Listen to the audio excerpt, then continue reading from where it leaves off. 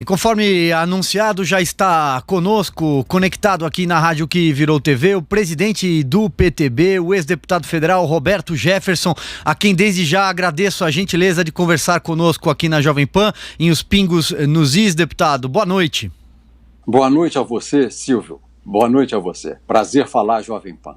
Muito bem, deputado, vou fazer aqui uma primeira pergunta introdutória. Na sequência, como o senhor sabe, o Augusto Nunes e o José Maria Trindade estão participando aqui dessa entrevista e farão as perguntas sucessivamente. O senhor fez uma live ontem, no final, na noite de ontem, na noite de domingo, que teve uma enorme repercussão nas redes sociais, na qual o senhor falava de um plano em curso para que a cúpula do Congresso Nacional, e quando eu digo isso, eu falo do presidente da Câmara dos Deputados, Rodrigo Maia, sobretudo, e também o presidente do Senado, Davi Alcolumbre, ambos do mesmo partido e aliados, para que eles se mantenham no poder por mais de uma legislatura, aquilo que não é permitido hoje para o presidente da Câmara e para o presidente do Senado, em troca de fazer avançar uma proposta de emenda constitucional que a gente chama de PEC, para que o presidente, um esvaziamento dos poderes do presidente da República, podendo levá-lo até ao impeachment. Seria um golpe em curso no Legislativo, um parlamentarismo branco, vamos dizer assim. Então eu queria passar a palavra para o senhor e pedir para que o senhor explicasse mais ou menos aquilo que o senhor já contou e que espalhou-se pelas redes sociais. O Silvio, o que está acontecendo? Você lendo o jornal Estado de São Paulo de ontem e as páginas amarelas da Veja de hoje, você vê que é uma ação concertada. Ontem foi o Fernando Henrique, que na página 6 do Estadão publicou a cartilha do impedimento, a cartilha do impeachment, dizendo que são 3 pernas. É um trinômio que existe para você pedir o impeachment do presidente da República. A ausência de governabilidade, quando ele perde a agenda legislativa do Congresso Nacional, é a crise econômica que se avizinha. Nós já estamos vivendo a crise econômica em função do isolamento do coronavírus, um grande desemprego, empresas fechando. E terceiro é o povo na rua. Então você hoje já tem, desse trinômio, 2 pernas funcionando. O Rodrigo Maia e o Alcolumbre roubaram a agenda política, a agenda legislativa do presidente da República. Eles não fazem a agenda do governo, das propostas que o governo fez ou por medida provisória, projeto de lei ou PEC ao Congresso Nacional. Ao contrário, eles fazem andar a agenda deles, a agenda do grupo que se uniu para fazer o parlamentarismo branco que o próprio Fernando Henrique diz que existe. Hoje o Brasil, apesar de culturalmente não aceitar o parlamentarismo, funciona num parlamentarismo branco. Aí você vai às páginas amarelas da Veja, páginas amarelas, e você veja lá o seguinte: o Rodrigo Maia é tratado de primeiro-ministro. O primeiro-ministro, como vem sendo chamado no Congresso Nacional, Rodrigo Maia, o primeiro-ministro. E ele não repele esse tipo de tratamento. Pelo contrário, ele endossa o tratamento de primeiro-ministro. Quem governa o Brasil é ele. Ele é o chefe de governo e o Bolsonaro é a rainha da Inglaterra. E o pior que o Rodrigo faz na Veja, a meu ver, é dizer que o Guedes, o ministro da Fazenda, que está aí no olho do furacão, tentando gerenciar a crise econômica com a crise gerada pelo coronavírus, ele diz que o ministro não é sério. Ele joga na desconstrução do governo, ele joga na desconstrução do Ministério da Fazenda, na credibilidade do ministro da Fazenda, porque ela que assegura a estabilidade monetária e a estabilidade fiscal ao governo. O Rodrigo diz lá, o primeiro-ministro, entre aspas, que diz lá na Veja que o Guedes não é um homem sério. Então você veja, ontem o Fernando Henrique no Estadão dizendo que nós temos no Brasil hoje um governo compartilhado, um parlamentarismo compartilhado. Mandam no Brasil o presidente do Senado, o presidente da Câmara, palavras do Fernando Henrique ontem ao Estadão, e o Supremo Tribunal Federal. O Fernando Henrique fala assim com uma naturalidade, como se essa usurpação de funções, esse golpe constitucional, esse golpe institucional fosse a coisa mais normal, mais corriqueira do mundo. E você veja que as atitudes do Rodrigo Maia comprovam o que o Fernando Henrique está fazendo. O Rodrigo Maia combinou com a oposição que as MPs que o governo mandou para a Câmara dos Deputados, para que depois tramitasse no Senado da República, ele vai deixar caducar. A MP 910, chamada MP da grilagem, o MP da regularização, o Rodrigo Maia já disse que vai deixar caducar. Não tem importância que seja importante para o governo. É a pauta do Rodrigo Maia com as oposições. A MP 914, que muda a escolha dos reitores das universidades federais, que viraram uma bagunça. As universidades federais hoje são o braço do PT e do PSOL, são a cabeça da serpente onde está sendo gestado esse Estado totalitário, o Estado comunista do Partido Único. No Brasil são as universidades federais. Quando você quer mudar o reitor que é conivente com isso, o Rodrigo Maia assume um compromisso com a esquerda de deixar caducar essa medida provisória. A MP 915, que muda as regras sobre imóveis da União. O Rodrigo Maia assumiu o compromisso com a oposição, com a esquerda, de deixar caducar. A MP 922, das regras de contratação temporária no serviço público, que é fundamental nessa crise, que nós possamos contratar médicos, enfermeiros. A esquerda quer que caduque e o Rodrigo Maia assumiu com a esquerda o compromisso de deixar caducar.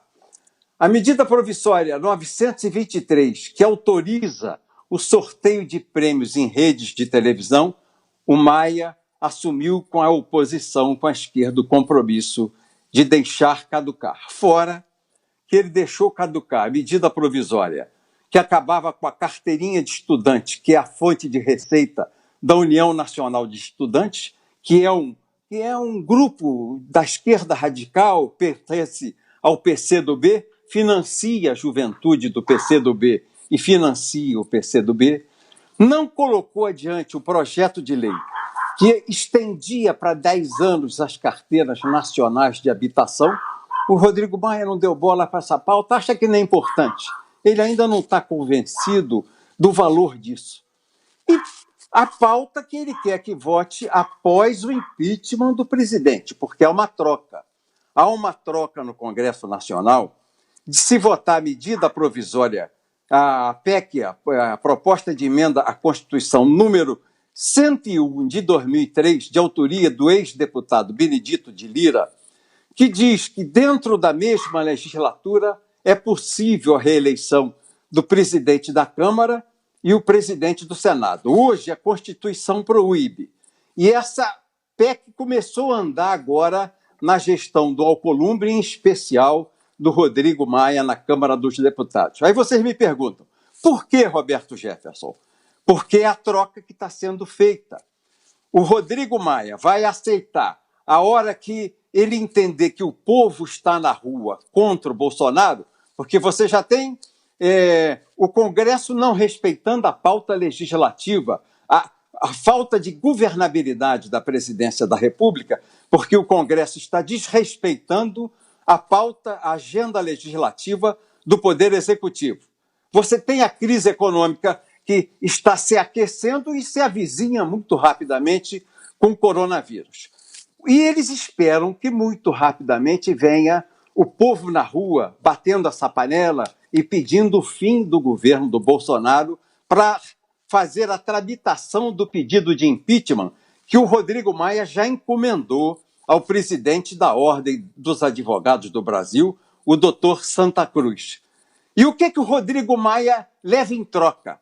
A esquerda, que pediu a ele a cabeça do Bolsonaro, dará a ele a aprovação dessa proposta de emenda constitucional, permitindo reeleição dentro da mesma legislatura, a presidência da Câmara dos Deputados e a presidência do Senado da República. Perfeito, deputado. Feita essa explanação, vou passar aqui a palavra para o Augusto Nunes. Boa noite, deputado. Prazer conversar com o senhor. Nós nos falamos desde o Roda Viva, já faz algum tempo. Uma bela entrevista, aliás. E você se mantém jovem como naquela época, Augusto. Muito obrigado, deputado. Deputado, o senhor, durante o escândalo do Mensalão, o senhor disse uma frase que se tornou célebre, né, e inesquecível, endereçada ao então chefe da Casa Civil, José Dirceu. O senhor disse: sai daí, Zé, sai daí. Ele acabou saindo do cargo e perdeu o mandato da Câmara. Desta vez, a mesma frase o senhor endereçaria ao presidente da Câmara, ao presidente do Senado ou ao presidente do Supremo? Eu faço essa frase aos três, porque eles estão impedindo que o regime democrático do presidencialismo, que é constitucional, que o presidente da República exerça na sua plenitude os poderes a eles conferidos pelo povo. Todo poder emana do povo e seu nome é exercido. Esses três senhores, presidentes do Senado, presidente da Câmara e do Supremo Tribunal Federal, estão impedindo o presidente da República de exercer plenamente suas prerrogativas constitucionais. José Maria Trindade, sua pergunta agora, Zé. Pois é, deputado, é um prazer falar com o senhor daqui de Brasília. Eu admiro a sua postura assim, de entender o Congresso Nacional. Conversei muito com o líder do PTB na Câmara dos Deputados e podia entender como funcionava. A Câmara mudou muito, o Congresso mudou, não tem mais aquela hegemonia dos grandes partidos políticos e também o jeito de se fazer política mudou. É fato que o presidente da Câmara, com aquela carinha de bobo, chegou onde ninguém nunca imaginou, porque vários tentaram mudar a Constituição e tentaram a reeleição. Ele conseguiu 3 reeleições. Foi eleito, disse que era um mandato tampão, foi reeleito na mesma legislatura, né? E depois, como era legislatura diferente, conseguiu o novo mandato, o 3º mandato. Recentemente, eu tinha certeza de que realmente ele articulava para aprovar a emenda à Constituição e permitir a sua reeleição. Mas depois me convenceram o seguinte, de que ele não tem maioria para aprovar a emenda, ele tem maioria para se reeleger e que ele teria desistido e que o presidente do Senado, Davi Alcolumbre, é que estava grande articulador nessa história. Então, assim, é verdade, é fato que se houver a possibilidade de aprovar a emenda, a reeleição fica garantida. Pronto.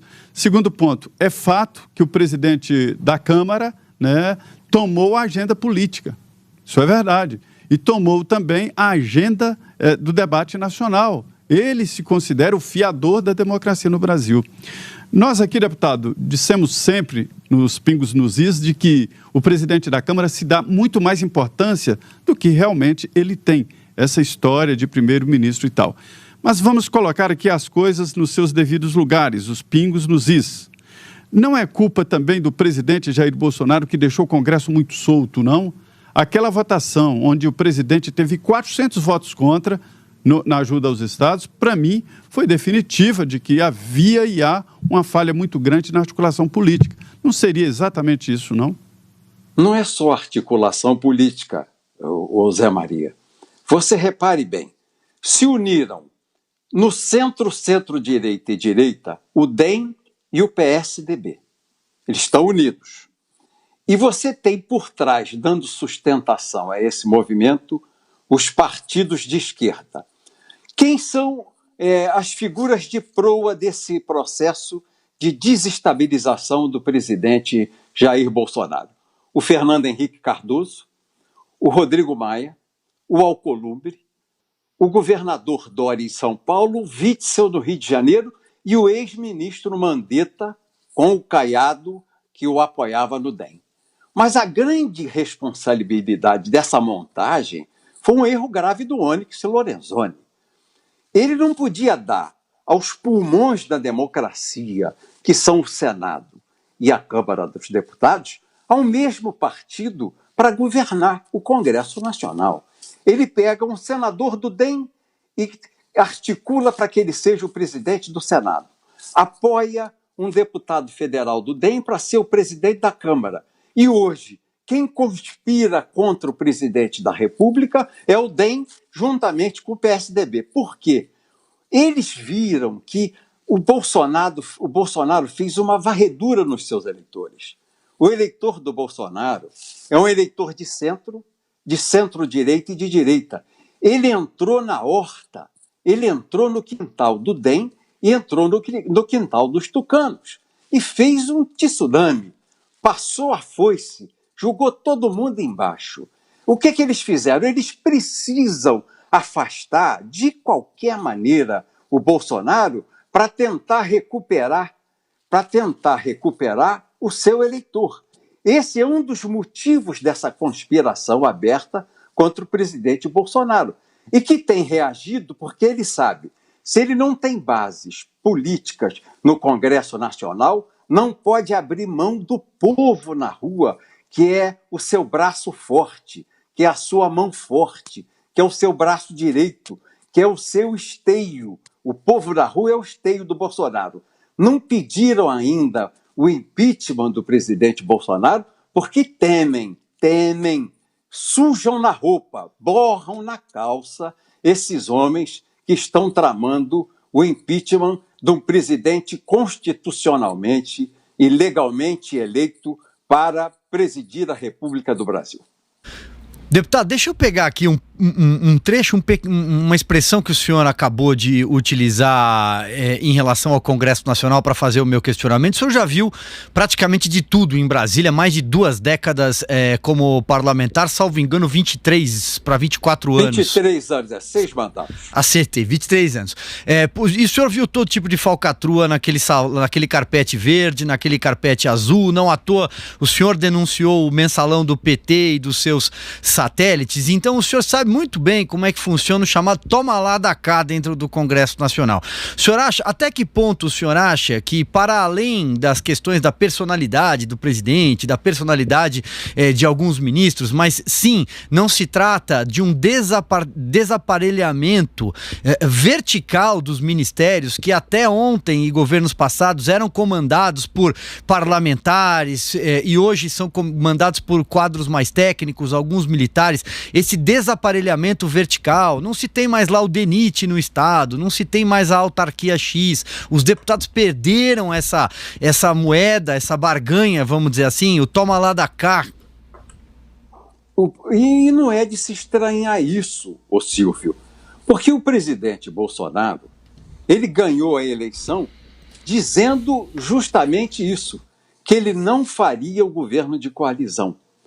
Hoje o Fernando Henrique diz que há um governo compartilhado. Supremo, Tribunal Federal, Supremo do PT, o Senado da República e a Câmara dos Deputados. Em substituição aos governos de coalizão que eu testemunhei desde o Sarney até o governo da Dilma. Mas o presidente Bolsonaro dizia lá na campanha, e foi o motivo dele ter vencido a eleição, que ele não faria esse governo de coalizão.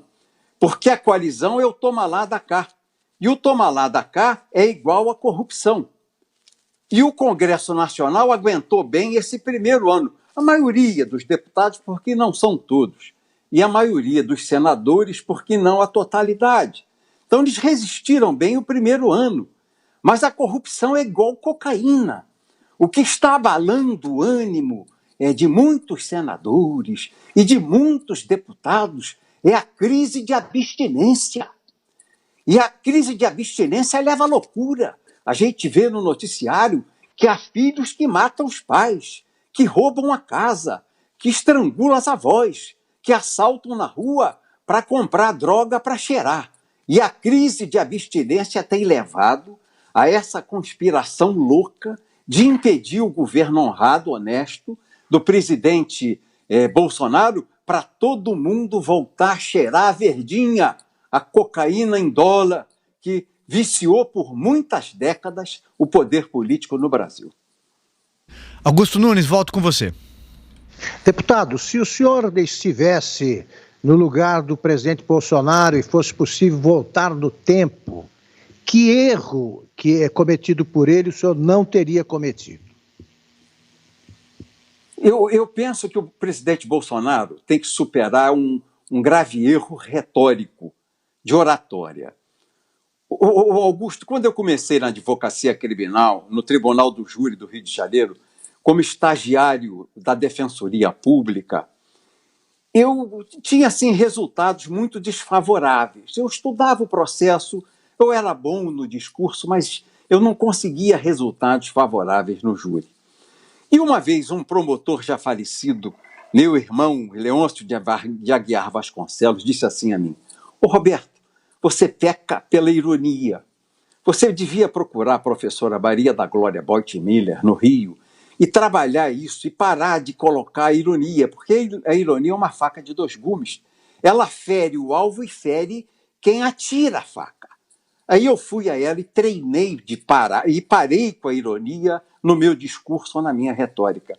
O presidente Bolsonaro, a meu ver, ele comete o maior erro de comunicação quando usa demais a ironia. A ironia incompatibiliza o presidente com a oposição, acirra os ânimos, mas com muita gente que gosta dele. Ele devia tratar a coisa com mais seriedade, sem fazer piada e sem fazer ironia. A ironia é um vício retórico, é um vício de oratório. Para mim, é o grave erro de comunicação do presidente Bolsonaro.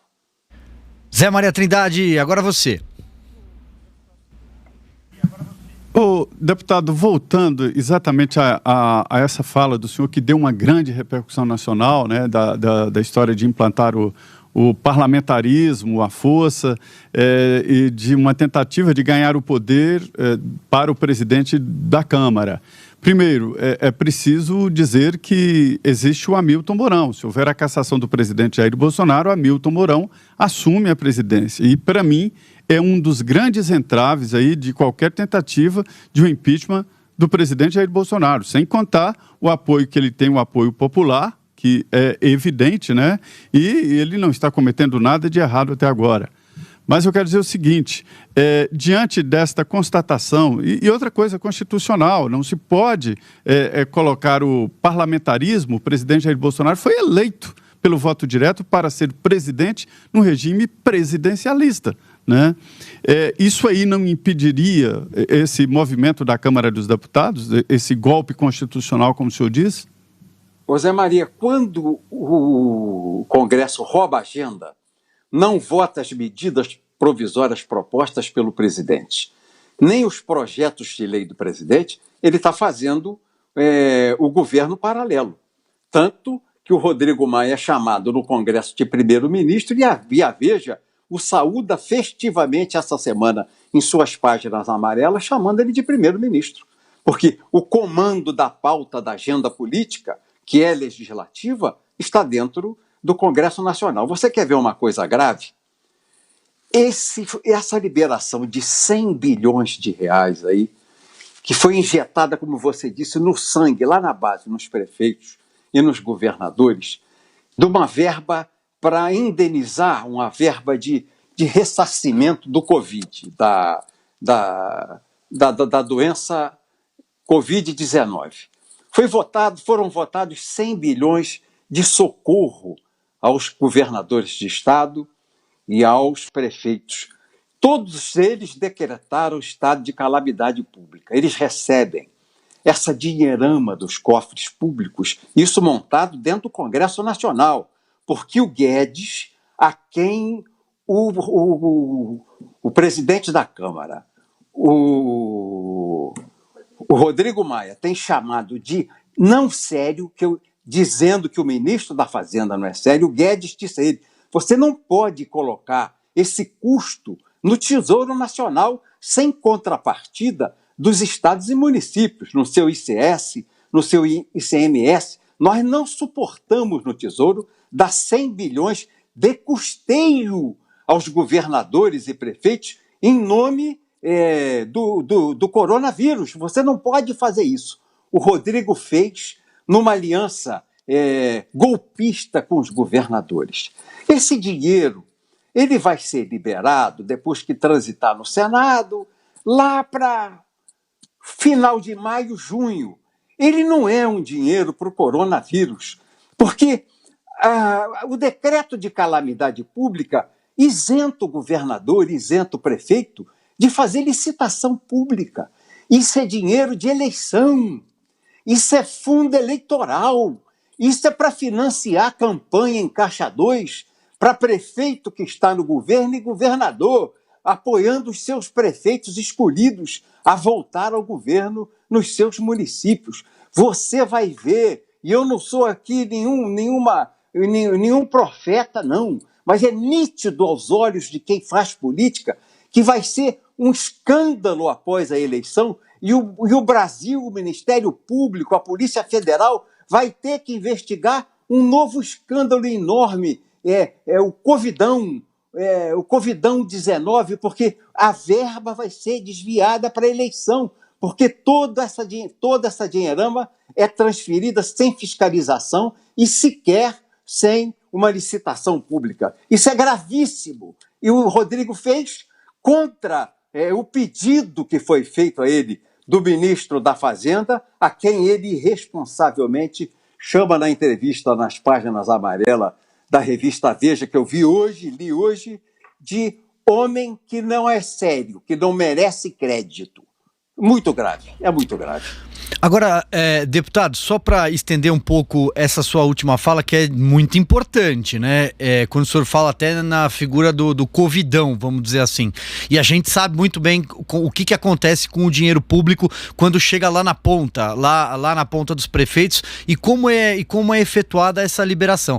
O que o senhor tem de informação, com base, inclusive, em deputados que o senhor conversa, imagino eu que até diariamente, do seu partido, de outros partidos aliados de longa data, do ponto de vista de uma ação coordenada em relação a esses recursos?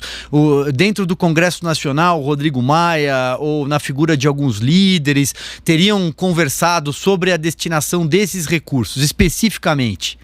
Não com essa conclusão que eu tirei. Não é? Essa conclusão é minha, é nítido que isso vai acontecer.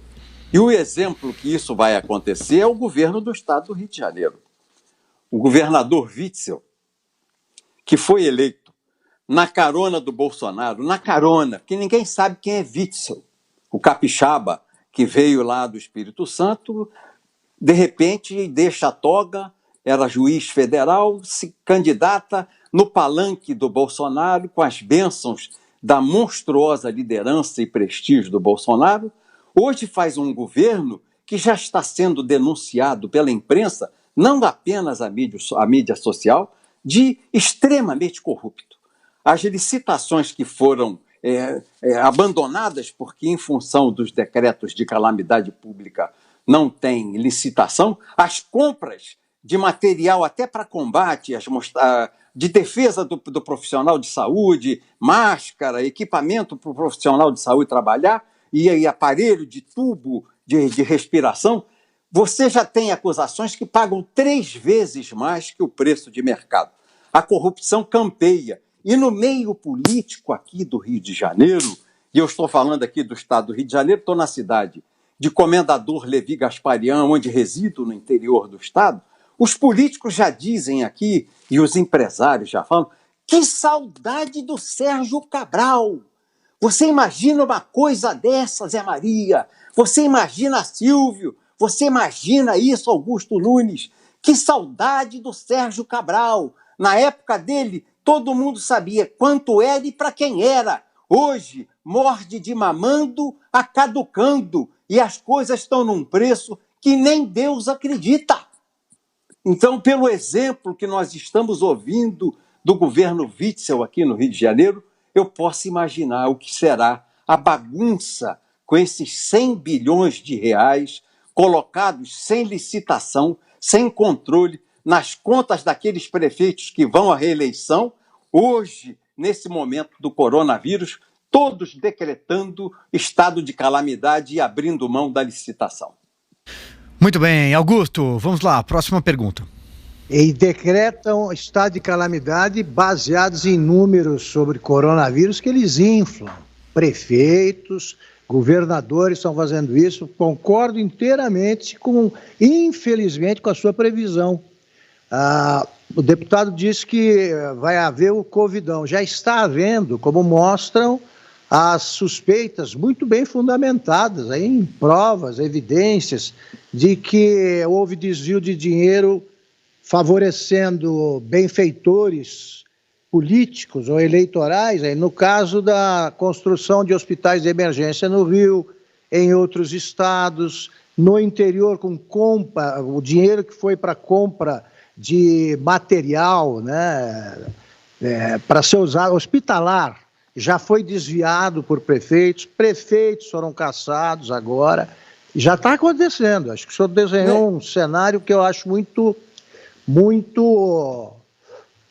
palpável já, é quase palpável. Eu pergunto ao senhor o seguinte, é possível no Brasil adotar essa fórmula aí da obra pública ou de compra pública sem licitação? Não creio. É a única maneira do Tribunal de Contas da União e do Ministério Público poderem acompanhar a legalidade e a correção da licitação, do processo de compra. Se você abrir mão de licitação, vira bagunça. Vira imediatamente bagunça. Até na boca de ex-juízes de direito. Ex-juízes de direito que hoje governam estados, isso vira bagunça. O Ceará também, Augusto Nunes. O hospital que está sendo construído lá no Ceará já tem gravíssimas denúncias de corrupção. O Ceará também já está na pauta das acusações de corrupção com os recursos que seriam aplicados no combate e no tratamento dos enfermos do coronavírus. Muito bem, são 18 horas e 58 minutos, corrigindo, quase 19 horas, horário de Brasília. A gente segue aqui com a entrevista exclusiva com o presidente do PTB, o ex-deputado Roberto Jefferson. Deputado, quem faz a próxima pergunta agora é o José Maria Trindade.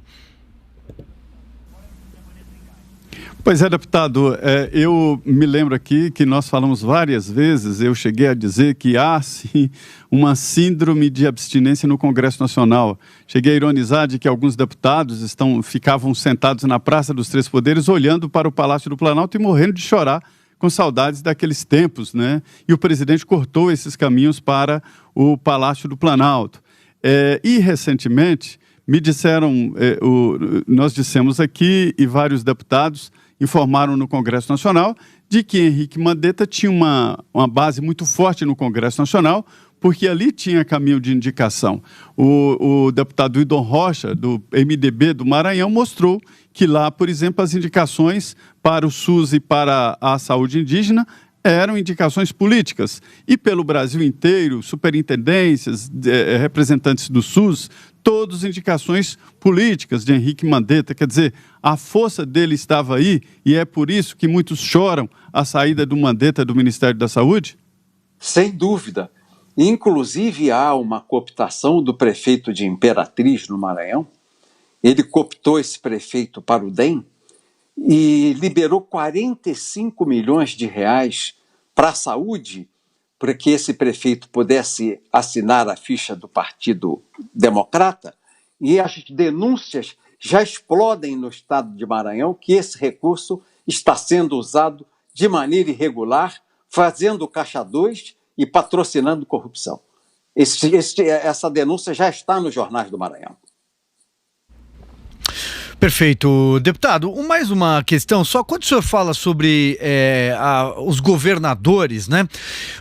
Até que ponto o senhor acha que pode existir, se o senhor concorda ou não, em interesse político por trás de políticas de isolamento horizontal nos principais estados da federação?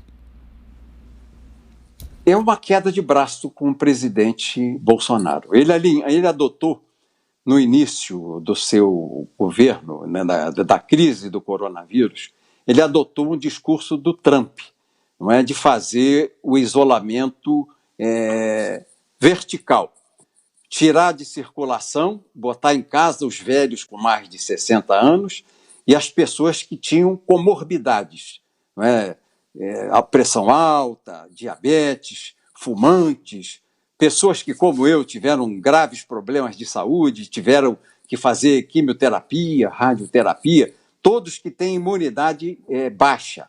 Ele tentou fazer isso, mas foi peitado pela esquerda do Brasil, acompanhando uma diretriz da Organização Mundial de Saúde, que tem à frente um sociólogo, que nem médico é, lá da Etiópia.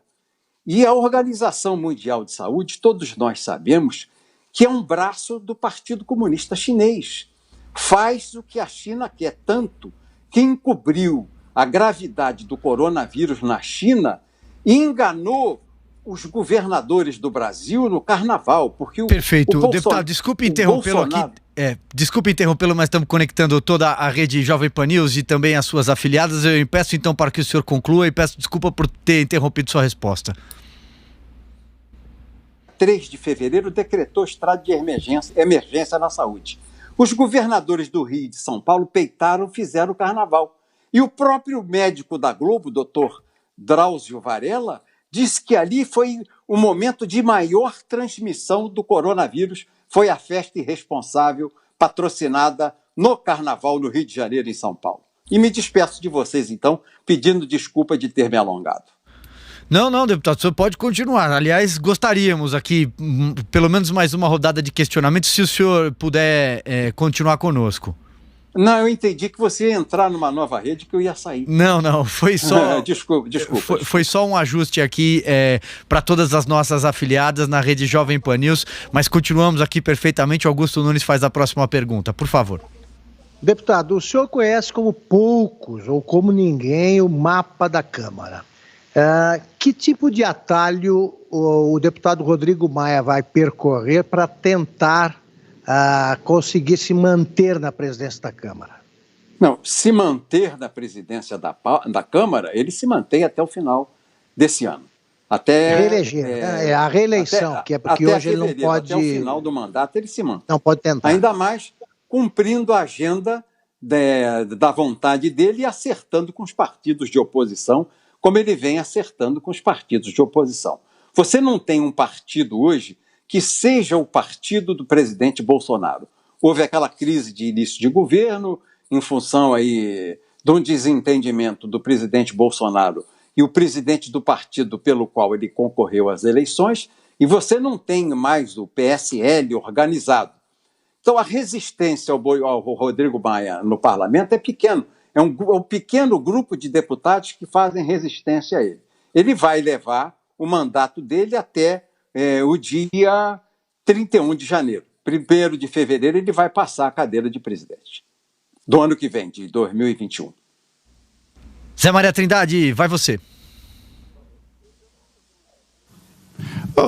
Eu vou fazer uma pergunta que a gente ouve muito e, naturalmente, diante agora dessas revelações e de uma forma explícita essas articulações, o presidente Jair Bolsonaro chega no final do governo dele, levando em consideração as articulações hoje, deputado Roberto Jefferson?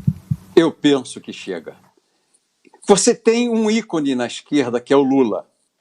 Por mais que a gente possa divergir, a esquerda sobrevive em seus dogmas, em seus conceitos, no discurso que o Lula faz.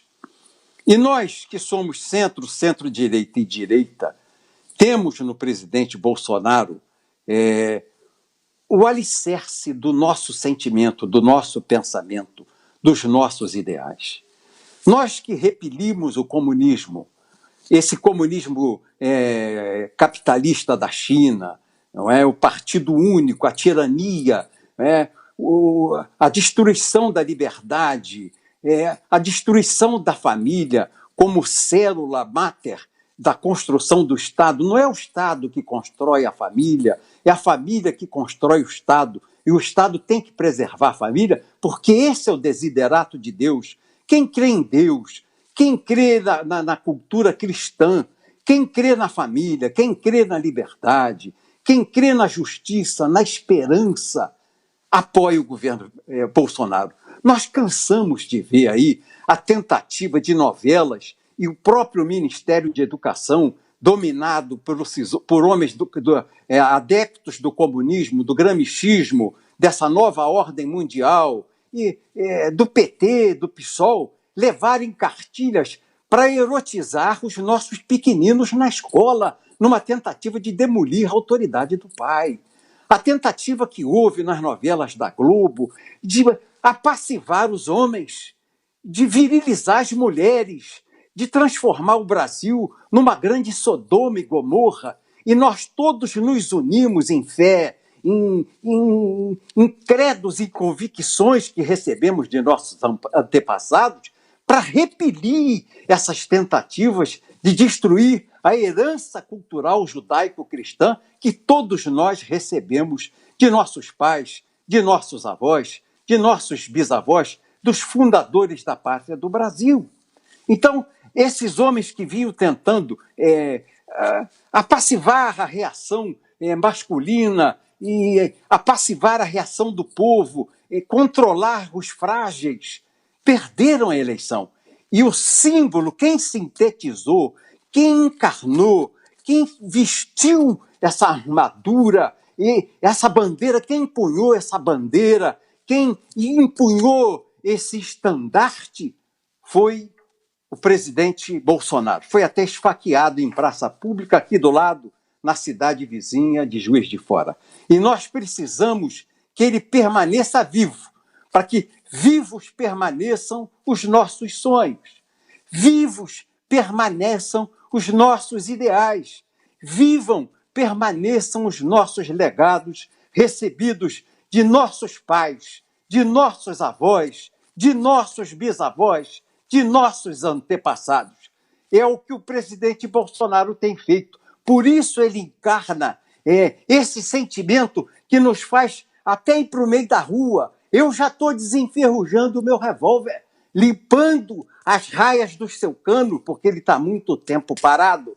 Porque se precisar enfrentar essa gente, nós vamos enfrentá-los no meio da rua.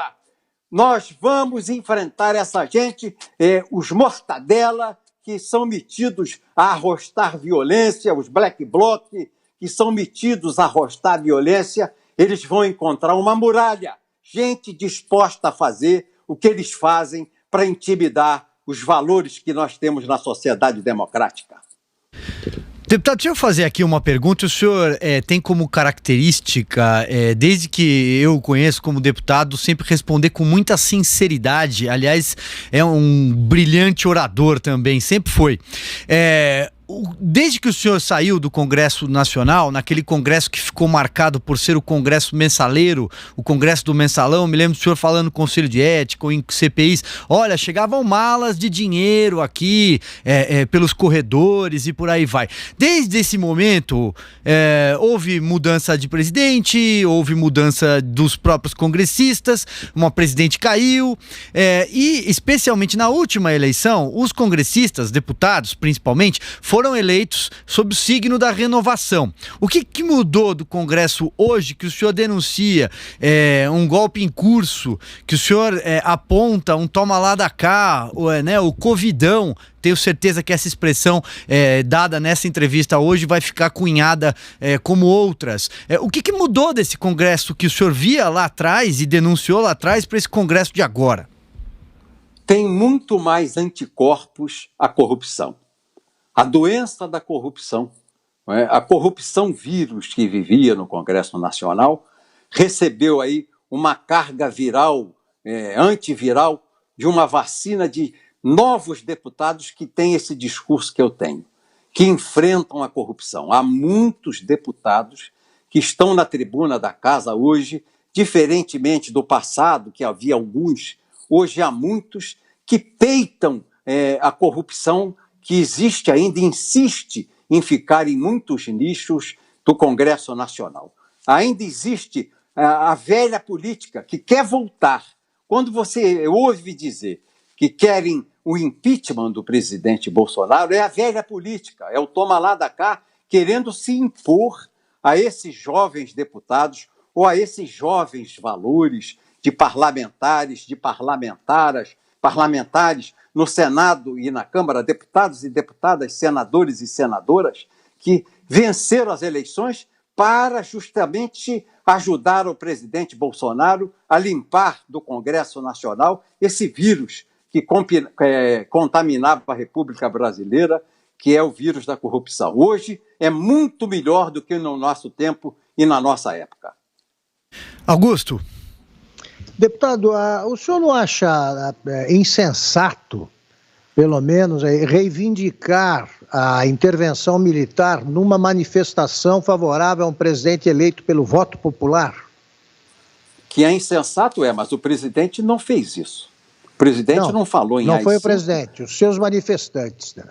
Sim, eu não posso calar um manifestante, mas o presidente não fez isso. Até errou. Eu ontem não gostei do Bolsonaro. Não gostei. De camisa vermelha, Bolsonaro. Achei aquilo horrível. Eu não tenho uma camisa vermelha, uma. Não tenho. Quando eu ganho uma camisa vermelha, eu reciclo e dou de presente. Tenho horror até da cor. Não tenho camisa vermelha. E o Bolsonaro foi de camisa vermelha, símbolo dos comunistas, dos pissolistas, dos petistas, ouviu esse grito da rua, mas não avalizou. Ele não assinou embaixo. Ele não disse que concordava com essa manifestação pública. Zé Maria Trindade, vamos lá.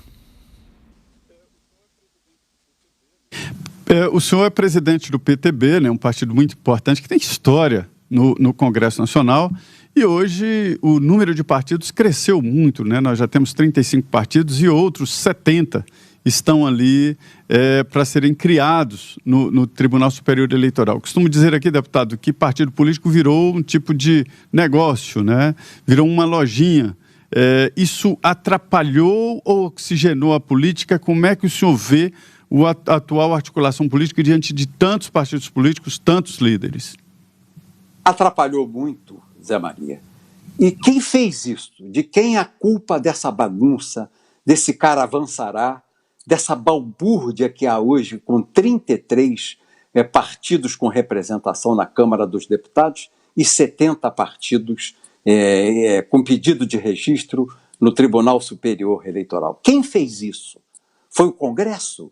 Foi a Câmara? Foi o Senado? Foram os deputados? Foram os senadores? Não. Foi uma provocação de um partido político, o Partido Comunista do Brasil, PCdoB, ao Supremo Tribunal Federal, e os ministros do Supremo Tribunal Federal terminaram com a cláusula de barreira.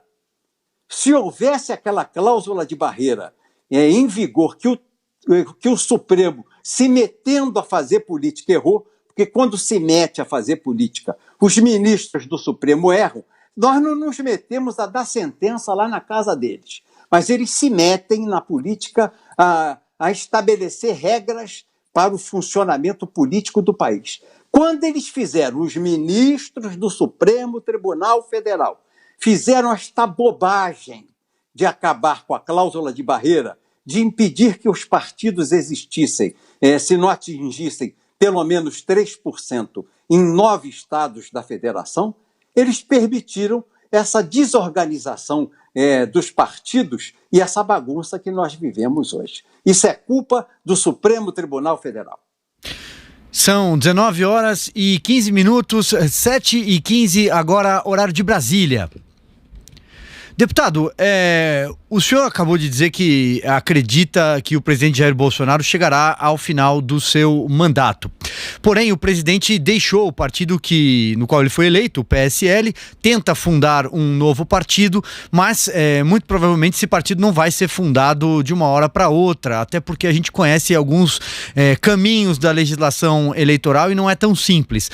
O senhor gostaria de ver o presidente Jair Bolsonaro no seu partido?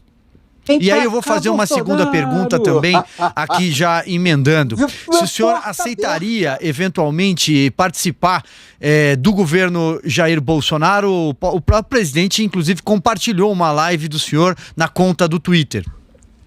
Eu não quero participar de governo, mas o PTB está aberto ao presidente Bolsonaro e ao seu grupo de deputados, senadores, governadores e prefeitos. O PTB está aberto ao presidente Bolsonaro. Se ele quiser vir, ele que já foi do PTB, ele foi meu liderado à época que eu era o líder da bancada do PTB na Câmara dos Deputados. Se o presidente Bolsonaro quiser voltar, que seja bem-vindo.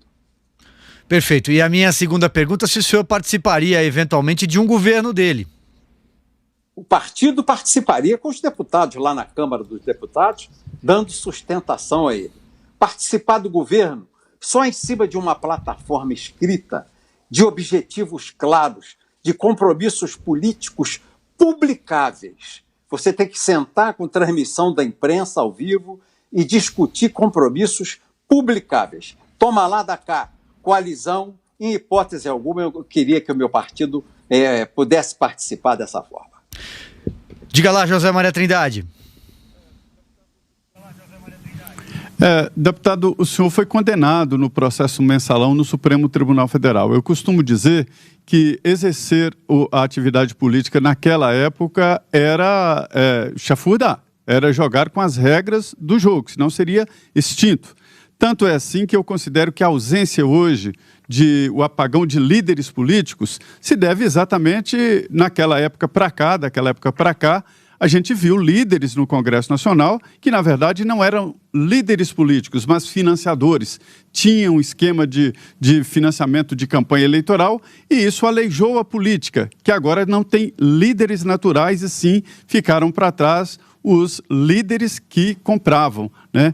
Como é que era essa convivência, deputado? Na época o senhor assumiu que tinha num cofre em casa, eu acho que 4 milhões de reais. Como é que era essa convivência? Era explícita ou tinha alguma justificativa moral de financiamento de partido? Como é que era a relação?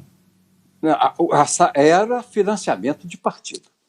Os acordos eram eleitorais, todos no Caixa 2. Por dentro, só na época da eleição, e se você olhar aquela época, a declaração de um senador quanto gastou na eleição, de um deputado quanto gastou na eleição, quanto um presidente gastou na eleição, quanto o governador gastou na eleição, eram declarações risíveis, porque o que funcionava naquela época era o Caixa 2. Era o Caixa 2 mesmo, e nós fomos condenados pelo uso do Caixa 2. Muito bem, a gente entrevista aqui, uma entrevista exclusiva com o ex-deputado Roberto Jefferson, que é presidente do PTB. O deputado gentilmente responde aqui a algumas perguntas, especialmente sobre um golpe parlamentar em curso que teria a participação especialmente do presidente da Câmara dos Deputados. Seguindo aqui, eu vou passar a palavra para Augusto Nunes. Deputado, o senhor acha ainda viável entregar aos responsáveis pelo combate a coronavírus o dinheiro do fundo eleitoral e do fundo partidário? É legal, é constitucional. Se não houver, eu, por exemplo, falo por mim no PTB, que está proibido de receber financiamento privado. E o PTB, eu não sei se vocês se recordam, se colocou contra o financiamento público. Nós nos colocamos, isso aí foi outra atitude do Supremo, por provocação da Ordem dos Advogados do Brasil, do PT, OAB do PT. A OAB do PT entrou com um pedido de declaração, uma ADI, de declaração de inconstitucionalidade para o financiamento privado da democracia, e se tornou um financiamento público. Nós, no PTB, não temos recursos para fazer o financiamento da eleição se não for com dinheiro público hoje estabelecido na Constituição e regulado pelo Tribunal Superior Eleitoral.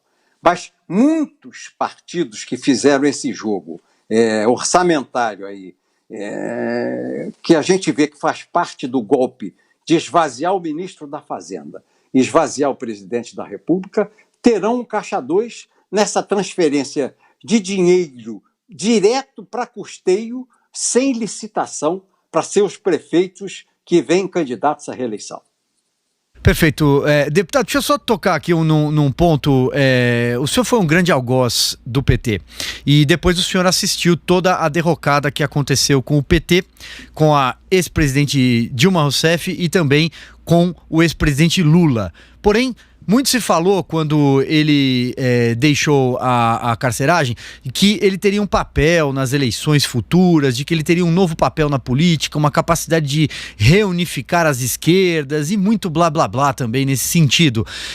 De que tamanho o senhor enxerga hoje a figura do ex-presidente Lula e que influência ele teria se a gente tivesse, por exemplo, porque estou dizendo o teria na condicional, porque há dúvidas, inclusive, sobre a realização municipal no segundo semestre. Mas se houver? Eu entendo que o presidente tem um papel. O ex-presidente Lula tem um papel. Um papel higiênico. Ele tem que limpar o bumbum do PT e da turma que se acumpliciou ao PT para assaltar o Brasil. O Lula é do tamanho de um rolo de papel higiênico, 40 metros de papel. Ele tem que limpar o bumbum dos seus e dos seus cúmplices. É esse o papel que eu vejo para o Lula. Ainda não pediu perdão ao Brasil, ainda não admitiu sua culpa, ainda não fez o seu gesto, o seu ato de contrição, nem com Deus, o nosso Criador, nem com o povo do Brasil. Muito bem, são 19h22. Eu quero agradecer demais, muito obrigado mesmo, o deputado Roberto Jefferson, presidente do PTB, conversou conosco aqui praticamente 1 hora, respondendo a diversas questões sobre muitos lados, muitas óticas. Muito obrigado, deputado. Ô Silvio, muito obrigado Augusto Nunes. E eu deixava só uma pergunta para o Zé Maria Trindade. Tá pintando o cabelo, Zé Maria? Quer responder, Zé? Porque eu tô ficando velho de cabeça branca. Não tô não. Fui deputado quase 24 anos no Congresso e você tá sempre com esse pretinho da asa da graúna no cabelo. Você não fica velho, não? Eu sou do tempo do Paulo Islander, né, na liderança do PTB, mas não estou pintando, é genética. Um abraço a vocês. Muito obrigado. Grande abraço, Roberto Jefferson. Muito obrigado. Um abraço, querido. Um abraço a você, senhor.